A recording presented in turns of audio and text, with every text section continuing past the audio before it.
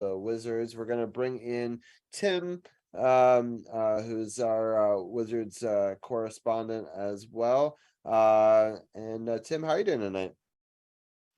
Great. How are you guys doing? Good, good. Are you liking this basketball game so far? It's at halftime. It's the Hokies are up, or the Huskies rather are up 36 to 24. And it was interesting. San Diego State really started off strong, but they kind of fallen off a little bit. Yeah, that they missed 12 or 14 shots in a row, and that really is going to kill them. UConn's been on fire the whole tournament, and it looks like they're probably going to take it tonight. But you can't count San Diego State out clearly because they come back from double-digit deficits pretty often. So I'm not giving up yet. Yeah, that's for sure. Um, All right, let's get into. Let me just see if I can get my screen sharing set up. 1 second. Um, get it set up over here. And share screen. Skip button.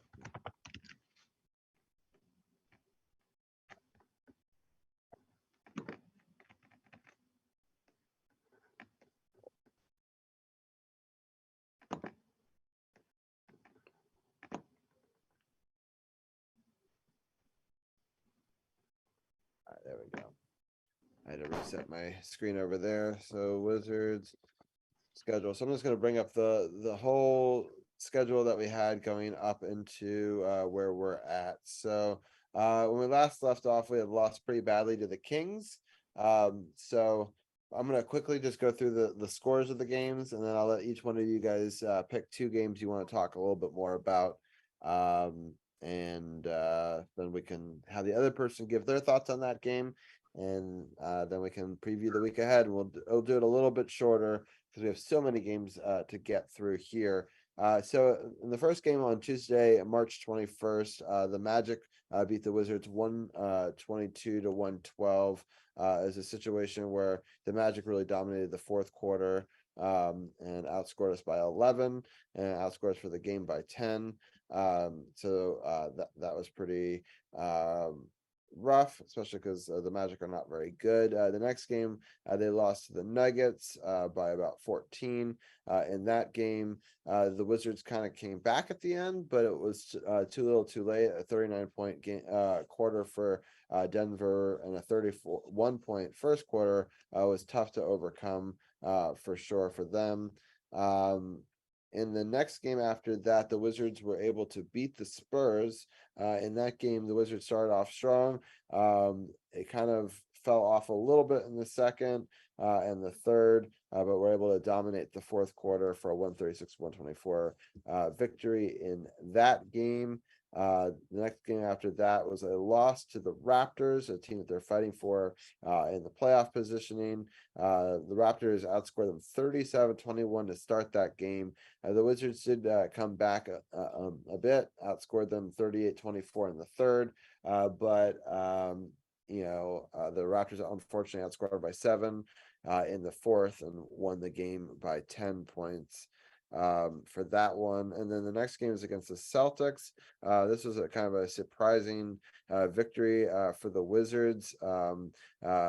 Porzingis did really well. Scored 32 points. But Denny scored 25 in this game. The Wizards outscored the Celtics in every single quarter except for the fourth quarter. But by that point, they had gotten a pretty large lead, and it was pretty impressive. They were able to score 29, 35, 35, and 31 through that game, and again won at 130 to 111. The next game was once again versus the Magic, a team that they needed to beat, and once again lost to the Magic.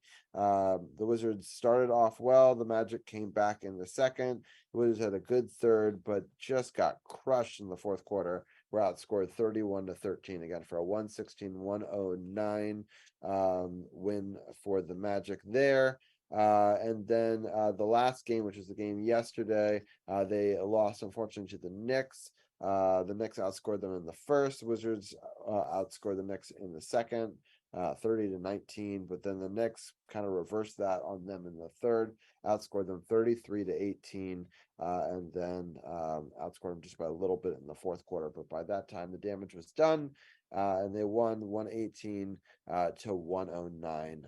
So Tim, I'm gonna let you pick the first game that you want to talk about. Which game would you like to chat about?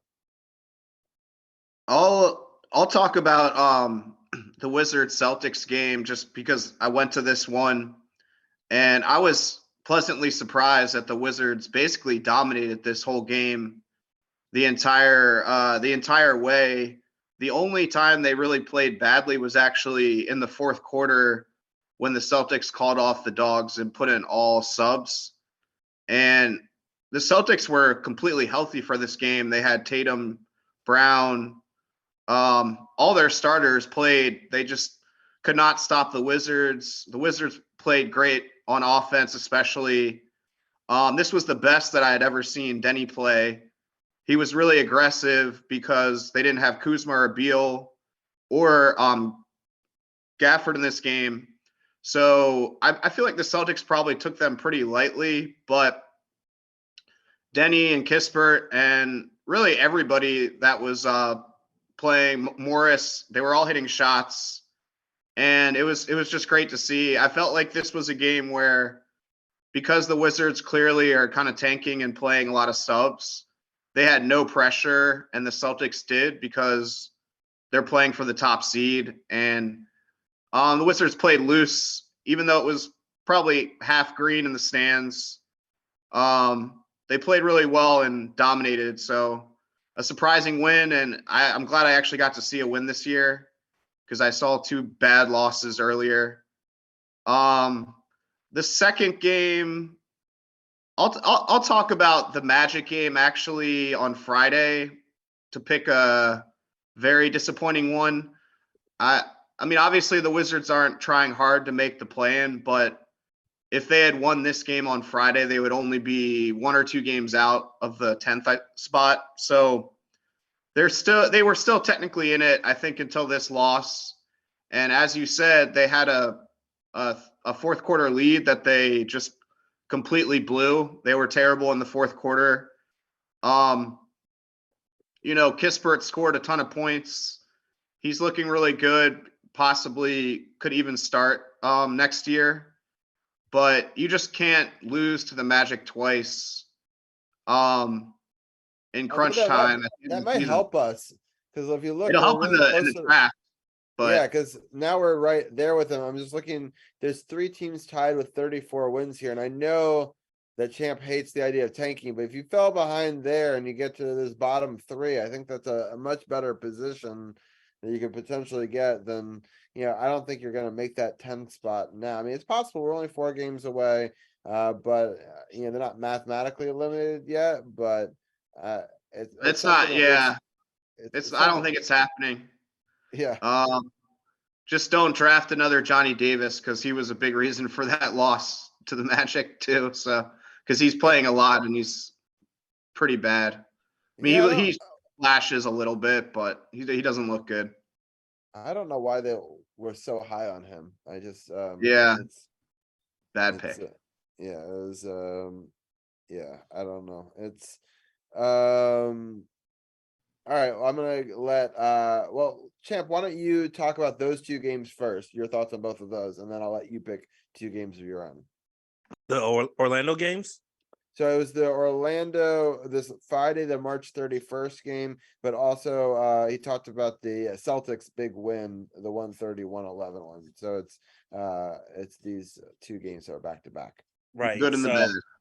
Right. So very surprising how the Wizards played well against one of the best teams in the East in the Celtics. They really came out and just really punched them in the mouth. They seem to always play Boston so tough. That's like their main rival in terms of the Eastern Conference. So they really played them well. But I said it 2 weeks ago on the podcast. I said they needed to beat Orlando They needed to beat Orlando. And not only did they fail once, they failed twice. And that's where I said to myself, and I said it to you guys in our group chat, I said, this season's chalk because you lost to Orlando, not once, but twice. And you needed to beat them. And that's what really bothers me is the fact that, you know, you lose to Orlando, but yet you beat one of the best teams in the East, but yet you beat a team that you are already had the leg up on towards that number 10 spot, and you let them catch up to you by beating you twice down this stretch. So very disappointing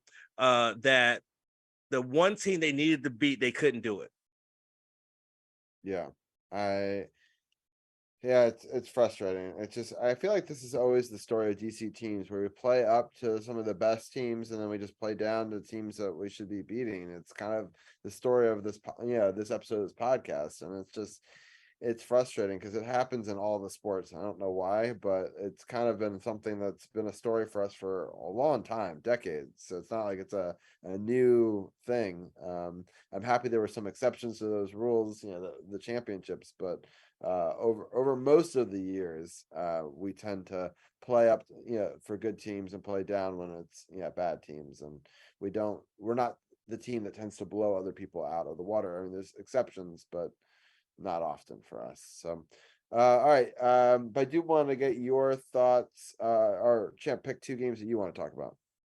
The first Orlando game and then the Denver game, because I said it, like I said 2 weeks ago, I said that first Orlando game was critical in terms of really starting to try to build momentum to at least try to make an attempt to make the play-in game.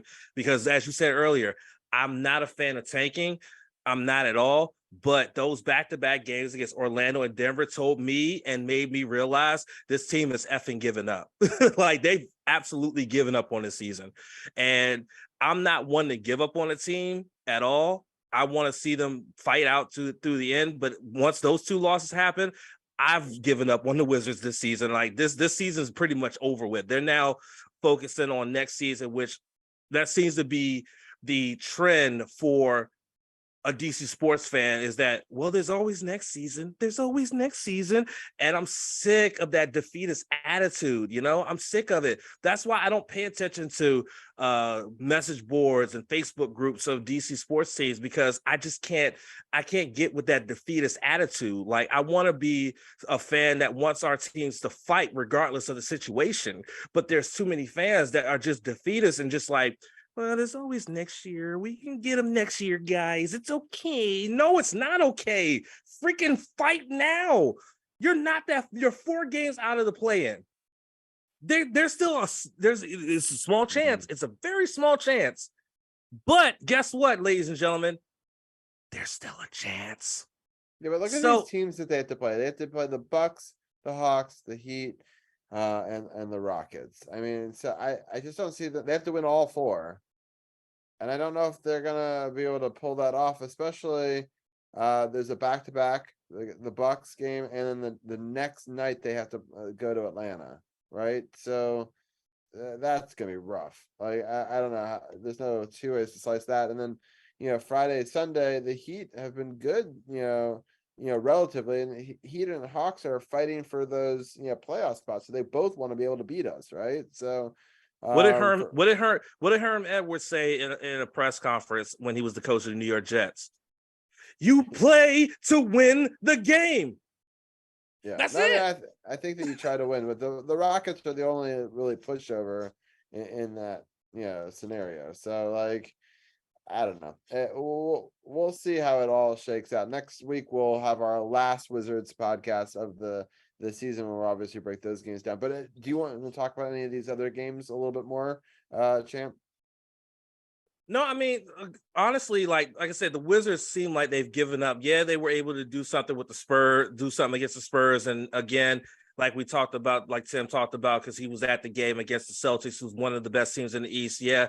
But what really hurts is, like yesterday, the Knicks win, the Knicks beating us in MSG, put them in the playoffs. So, a certain someone is absolutely ecstatic over the fact that their team beat our team to get into the freaking playoffs. Okay. So that right there is what really pisses me off, is the fact that the freaking New York Knicks beat us to get into the playoffs. And oh yeah, I'm just, it's just clear like this team is just giving up. They've given up.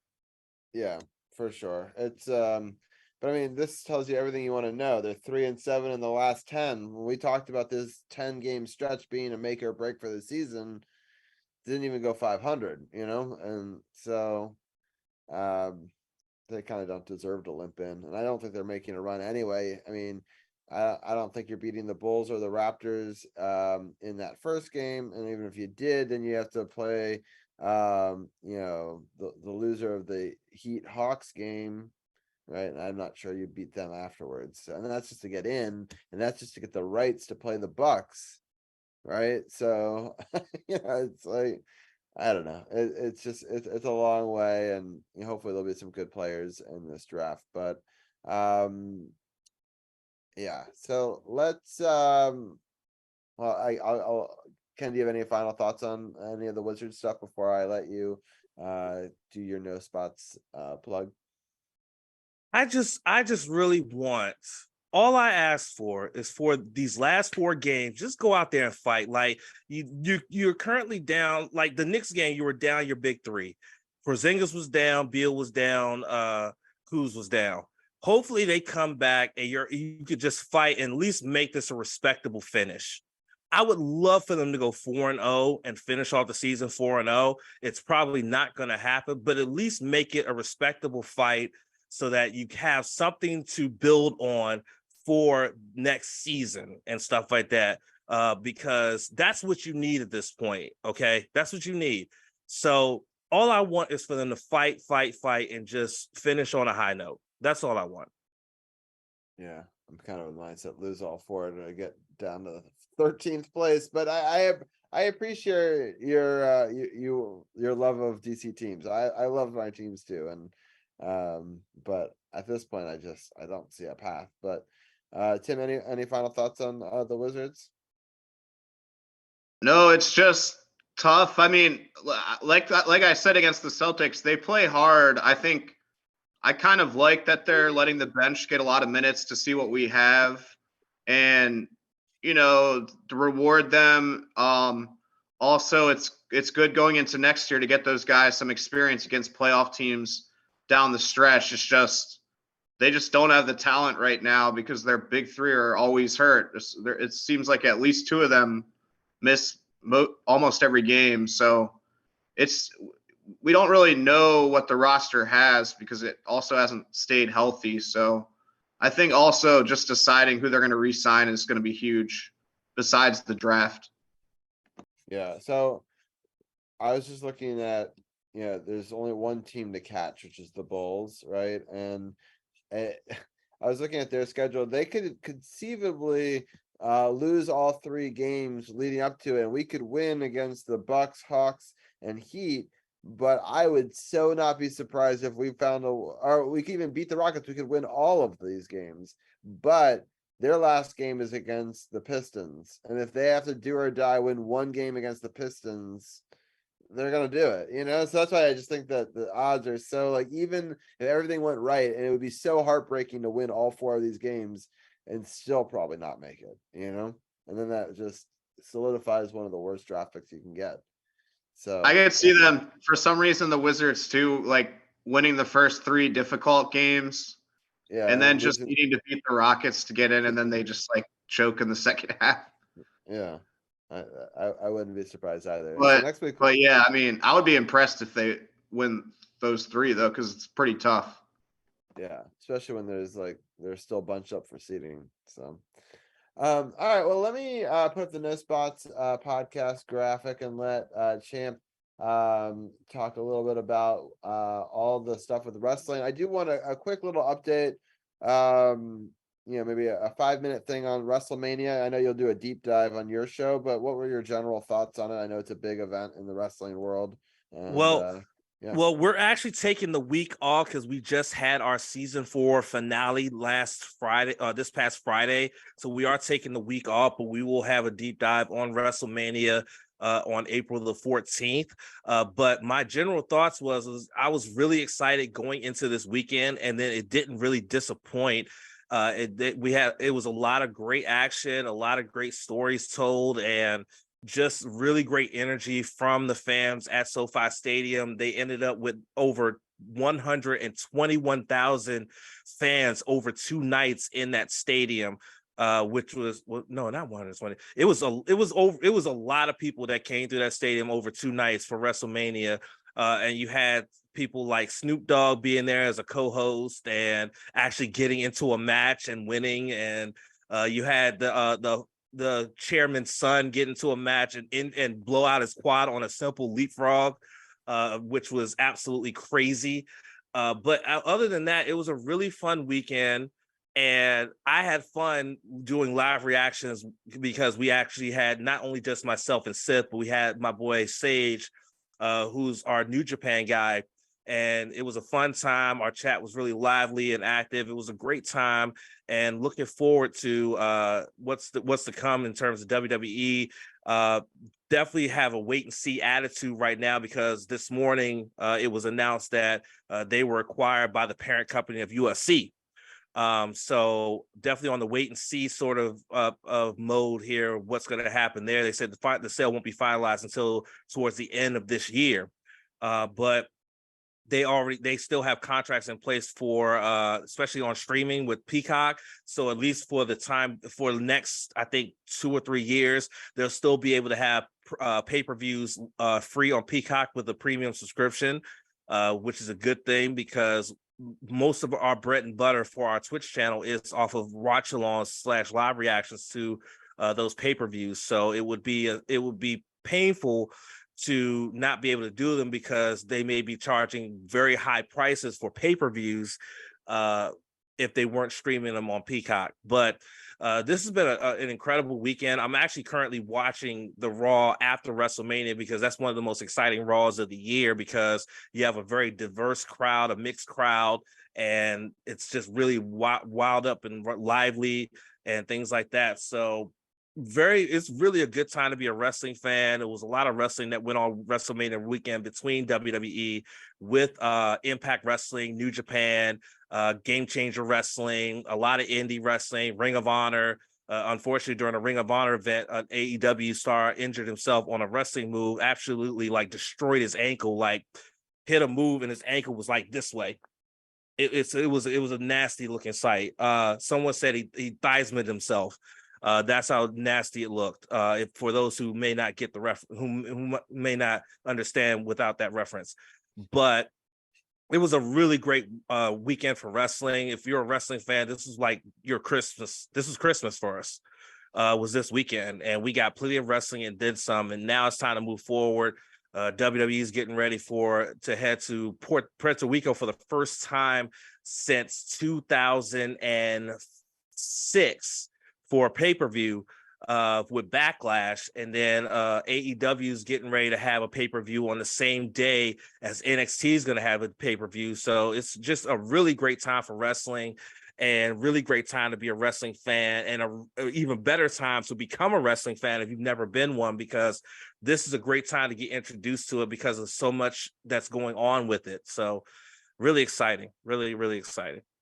Well, thank you for breaking some of that down. I'm excited that you're on your break, and so you said you're starting season 4. Is that the next one? Season 5. Season 5. So this is your season 4 finale. Cool. So yeah, season 5. That's and crazy. The only reason why we're doing it on April the 4th is because April the 14th, because April the 15th, New Japan's coming back to DC for another go at Capital Collision, and I'm going.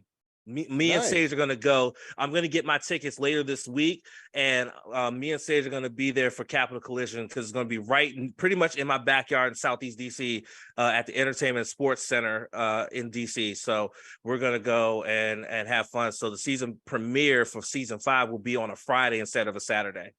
That's the arena where the Mystics play, is that right? And the DC Correct. logo? Yeah. Correct. Cool. Correct. It's a beautiful venue, by the way. It's a very beautiful venue. I've never been. I've always wanted to go to that one and Audi Field. So yeah. The Entertainment Sports Center is a beautiful venue. Really, it's compact, but the acoustics in there, especially for a wrestling event, the acoustics are beautiful. Like it's really, really beautiful. So I'm looking forward to being there and again for the second year in a row and really enjoying what New Japan brings, which is strong style professional wrestling. Yeah. Just a quick scoring update. UConn is up 45-35. San Diego State just committed an offensive foul. But yeah, it's been an exciting basketball game. We'll get more into that in just a second. But Champ, thank you so much for joining us on the season 8 premiere, and we'll definitely have you back on next week to break down the Defenders game and the last week of the season for the Wizards.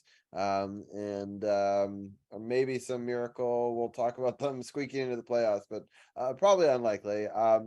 For a programming note, I'm not sure we're going to cover the NHL and NBA playoffs as in depth as we have in previous seasons. Often we cover them more in depth because we're in them, at least from the start. But I may let some of the guys and some of the roundtables have some time off a little bit early this year. We'll definitely talk about the Defenders though. And there's lots of other stuff, whether we talk about the Nats or we have somewhat shorter shows or broken up shows where we talk Defenders and do Nats talk separately. So we'll stay tuned. The podcast is always evolving, and we'll definitely give like updates and general things of how the playoffs are going, but maybe not like super in depth going into each game kind of thing.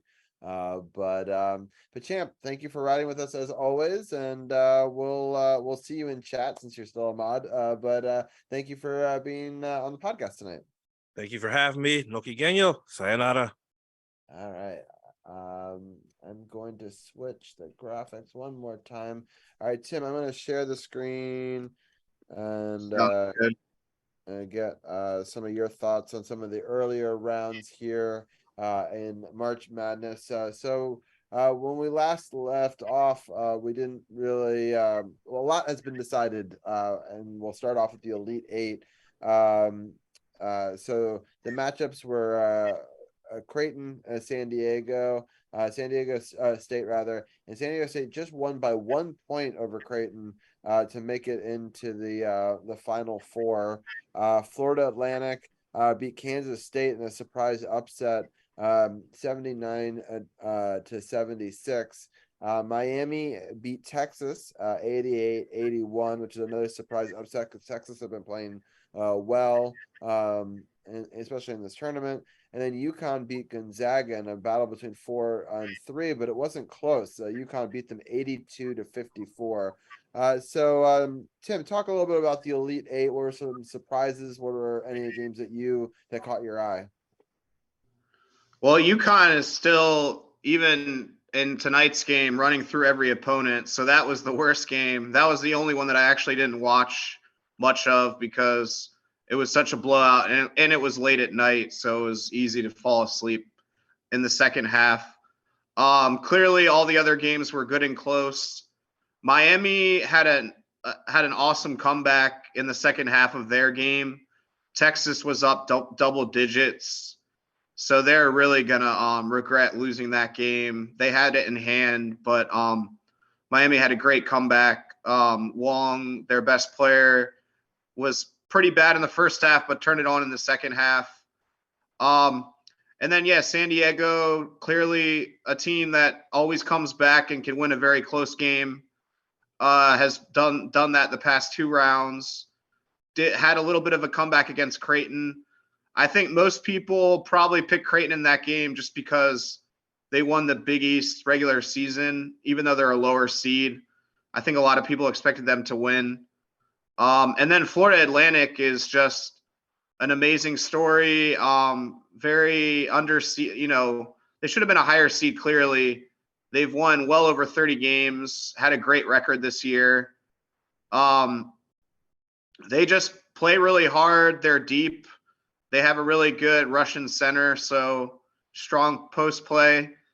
But they pulled it out. Kansas State, highest seed left. I think they were one of the best teams in the Big 12, which was the best basketball conference this year. Tons of ranked teams. So Florida Atlantic definitely earned that victory. And I really liked, obviously, the first Final Four game because it was an amazing game with a buzzer beater, but also two brand new teams in the Final Four. And UConn is the only blue blood really left. So it was an interesting Final Four. Very, surprising. Just random seeds got in, but it was fun.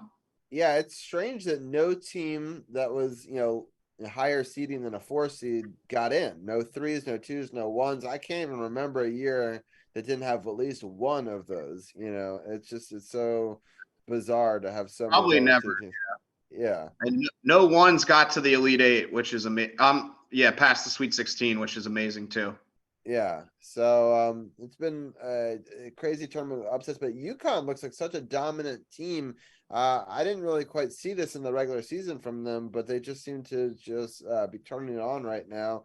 They blew out Miami 72-59, and they're starting to run away with it here. They're now up 49-35 with 12:28 left in this game.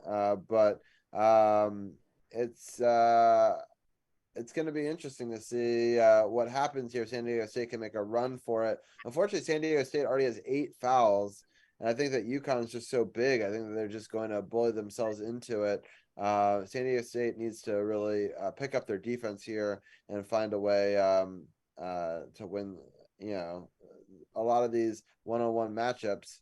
We'll see here. They're in the half court right now, and they put the ball up. But I was called a foul on UConn, so they kind of bailed him out with that call. I'm not sure. It was kind of a call, but there was some contact there. But it's just, this is going to be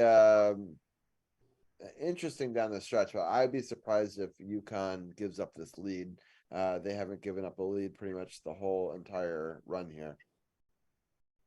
Yeah, one thing I saw that was interesting, besides obviously UConn dominates everyone, and that 13-point win on Saturday was their smallest margin of victory. But today, they're so deep. I mean, both teams play a lot of players, but San Diego State had no bench points up until a couple minutes ago. They still might not have any, but UConn had all 9 players score that played in the first half, but none actually had double digits. So it just shows like everybody that plays on their team can score. And they don't even need one guy to get hot. Like they can all score 6 or 10 points and they're fine because they have 9 really good players. So San Diego State just normally they have good bench scoring, but today, it's not coming through. Yeah, so there's a foul on San Diego State on some pretty decent defense, but that'll put I think they're going to a commercial break because it's the under 12 commercial break, but I think they'll come back and shoot some free throws there. So it's going to be interesting. I'd be surprised if UConn lets this one slip, but anything's possible in the end of these sort of games. I'll stop the screen share there, but Tim, I appreciate you helping us break down those last couple of rounds, and we're probably gonna start to wrap it up here, and I'm gonna do our post podcast talk for just a second, but anything that you want to talk about, Tim, before we let you go tonight? No, I just I'm hoping to go to the Orioles-Nats game. Actually, I think it's later this month, so hopefully that'll go well and I can talk some baseball later on this year. But I know both teams didn't start out too hot, so we'll see. We'll see if we get any excitement this year. Yeah, on the diamond, at least. Yeah, last I checked, I thought that the Orioles were winning. They won tonight. Yeah, they're 2-2. So I'm pretty confident they'll be decent, but you never know. And then the Nats started out 1-3, but I do want to go to a game because I do like going to the Nats Stadium. I do think they should have dropped prices this year, like for concessions or tickets or both, but I get it. They got bills to pay, but I know a lot of fans were mad about that. Yeah, I'm honestly am one of those fans. I'm actually rather Yeah, go and go up to the minor league teams and yeah, Fender go check. Keys. Yeah, the Keys are great. I shout out to them. My son's been really wanting to go to a game, really badly. And he keeps on talking about it. So they obviously have created an atmosphere that at least a 4-year-old likes. And it's the tickets It's front fun. row. Front row against the bench where we talk to the players is the same as like nosebleed for the Nationals. So it's definitely get your money's worth and get to go to have carnival games and stuff like that. So people are in the area and never check the Keys out. They should definitely go check them out. It's we're lucky to have a really cool minor league team that used to be affiliated with the Orioles, but now they're independent. Um, Yeah. yeah, so well, thank you, Tim, as always, for helping us break it down. I think we're gonna sort of wrap up this podcast here. Let people watch the end of the basketball game if they want to. But I think we're gonna. I'm trying to see if Carol's gonna come back to help end his side of the stream. Um, Let me let him know that we're finishing up here. Sounds good. But yeah, it's been a great start to season 8. So I appreciate everybody Yeah, it's coming on. tuning in. And yeah, thank you so much for joining us. And I know that we'll probably break down the end of the Wizard season next week, um, but I appreciate you for breaking it down all season long with me. Yeah, sounds like a plan. Hopefully we'll have some positive stuff to talk about, but if not, we'll always say next year. Yeah, for sure. Yeah. All right. Well, we'll talk to you next week. Yeah, have a good one. See All you next right. time. Bye. So with that, we're gonna sort of start to wrap up the audio podcast here. And right now San Diego State's still losing 36-51. And uh so I think that this game is almost all but done. And but anybody else has any comments or things that they want to talk about in chat, let me know. But if people want to check out my YouTube channel, if you go to sportsothp.com, I do have a Disney vlog up on of my family trip. We had an awesome spring break there, and it was really cool. And so I took some shots of all the different rides and some cute video of the kids. And so if you want to check that out, again, you can always check out my YouTube channel and youtube.com/Robbie Gross, and or you go to sports@thp.com and click on the Robbie G YouTube button. And so yeah, I appreciate everybody for tuning in and being a part of the show. I'm going to end our audio podcast part of the stream right now. So thank you everyone for tuning in. Yeah, we'll talk to you guys next week for episode 305. We'll talk about the Defenders. One of the last 2 weeks for the Capitals, including a live game.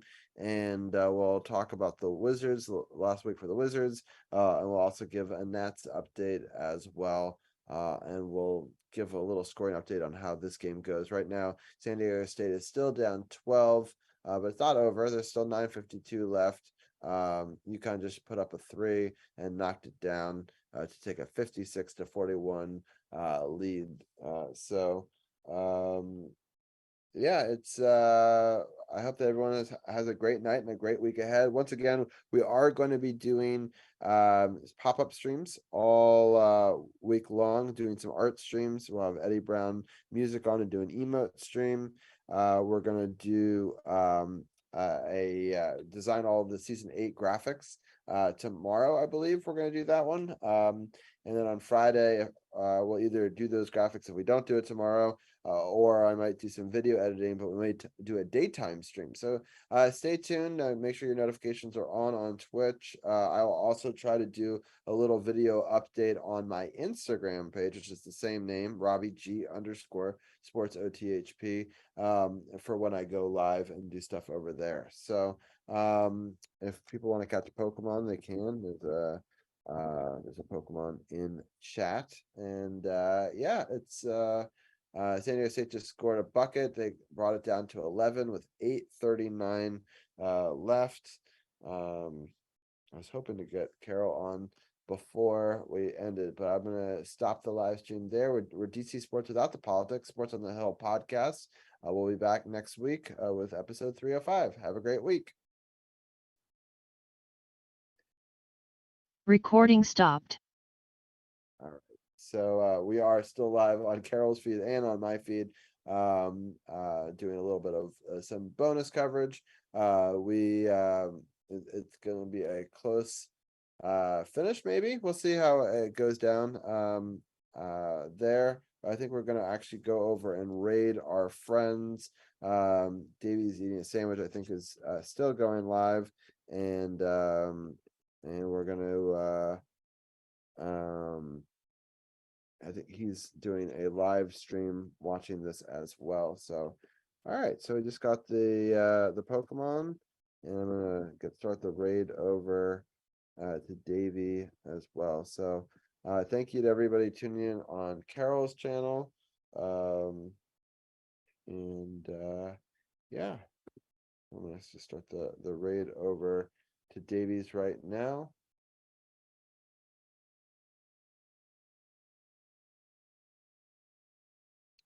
Thank you everybody for tuning in. We're gonna head on over. Here's the raid and sub raid. And yeah. All right, we're gonna head over and raid now. Have a good night, everyone.